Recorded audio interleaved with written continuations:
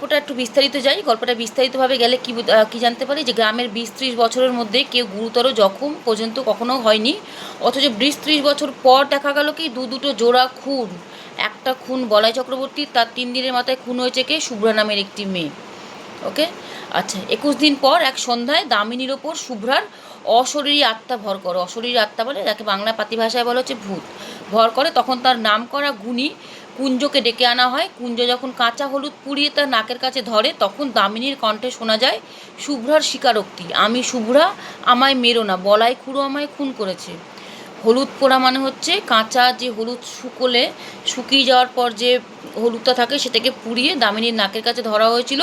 কে ধরেছিল? গুণী কুঞ্জ। গুণী কে? যিনি ভূত তাড়ায়, তান্ত্রিক বা যাই হোক না কেন, তাকে বাঙাল ভাষায় বা গ্রাম্য ভাষায় গুণী বলা হয়। তার নাকের কাছে হলুদ ধরেছিল আসল কথাটা জানার জন্য, সে ভূতটি আসলে কে। তো ভূতটি তার পরিচয় দিয়েছিল যে কে, তে শুভ্রা, এবং সেটাও বলেছিল যে আমাকে মেরো না, আমি শুভ্রা, আমাকে বলাই চক্রবর্তী খুন করেছে। এটা কে বলছে? এটা সেই ভূতটা বলছে যে দামিনীকে পেয়েছে বা দামিনীর ঘাড়ে চেপে বসেছে, সেই ভূতটার স্বীকারোক্তি হচ্ছে এটা। আচ্ছা, এরপর কী হচ্ছে, কিন্তু সমস্যা হলো বলাই তো শুভ্রার খুনের 3 দিন আগেই মারা গেছে। ফলে রহস্য আরও গভীর হয় যে দামিনীর মুখ দিয়ে শুভ্রার আত্মা বলাই চক্রবর্তীর নাম করলে গ্রামে গুজব আরও বেশি ছড়িয়ে পড়ে। বুড়ো ঘোষাল ব্যাখ্যা করে শুধু জ্যান্ত মানুষ গলা টিপে মারে না, অশরীরেও মাঝে মাঝে ক্ষতি করতে পারে। তবে কুঞ্জগুনির মতে মরার পর 1 বছরের মধ্যে সরাসরি মানুষ খুঁজ করা সম্ভব নয়, তাই বলাই কারো শরীরে ভর করেই শুভ্রাকে খুন করেছে।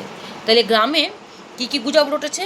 গ্রামে প্রথম গুজব হচ্ছে যেইটি বুড়ো ঘোষাল তিনি কি ব্যাখ্যা করেন? তিনি ব্যাখ্যা করেন যে জ্যান্ত মানুষকে গলা টিপে মারে না, শুধু জ্যান্ত মানুষ গলা টিপে মারে না, মাঝে মাঝে অশরীরী আত্মারাও মাঝে মাঝে ক্ষতি করতে পারে।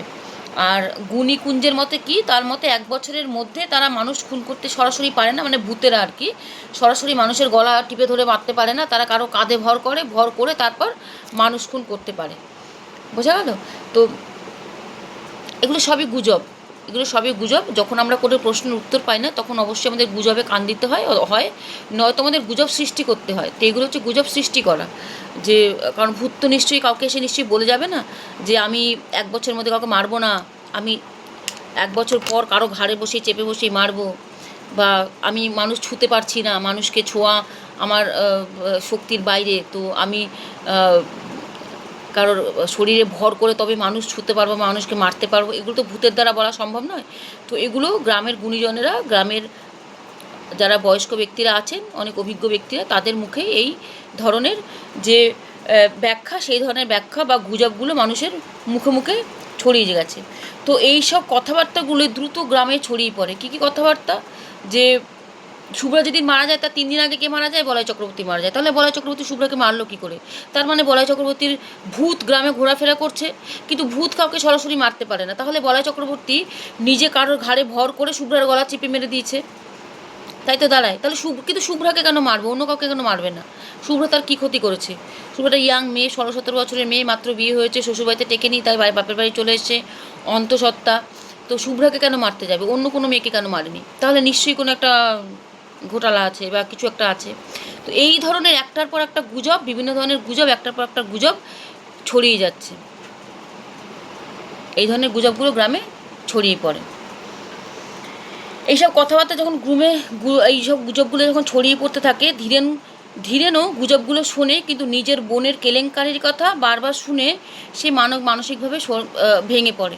জগরায়নের রোদেলা দিনে ঘাটে শুভ্রার ওঠানামার জন্য বানানো ধাপ, ডোবার ধারে কচুরিপানা, চারদিকের দৃশ্য দেখে ধীরেনের মনে মনে নানা ভাবনা জাগে। খুব দুঃখে তার মন ভারাক্রান্ত হয়ে ওঠে। অর্থাৎ কে কার কথা বলা হচ্ছে? ধীরেনকে শুভ্রার দাদা। তো বোনের অকাল মৃত্যু, বোনের বয়সও বেশি নয়, বোন সন্তান সম্ভবা ছিলেন 6-7 মাসের, এবং তার জন্য ঘাটের যাতে পড়ে না যায়, স্লিপ না কাটে, সেই জন্য ঘাটটাকে সুন্দর করে ঠিকঠাক মেরামত করে দেওয়া, তার জন্য যত রকমের কাজ একটা দাদা একটা বোনের জন্য যত রকম কিছু করে, সে সব রকম কিছু সে বোনকে সাহায্য করেছে। তো সেই সব কিছুর কথা যখন তার মনে পড়ে এবং সঙ্গে যখন বোনের গুজব তার কানে আসে, তখন তার মন ভারাক্রান্ত হয়ে ওঠে। এটি হচ্ছে গল্পের আর একটা পর্ব।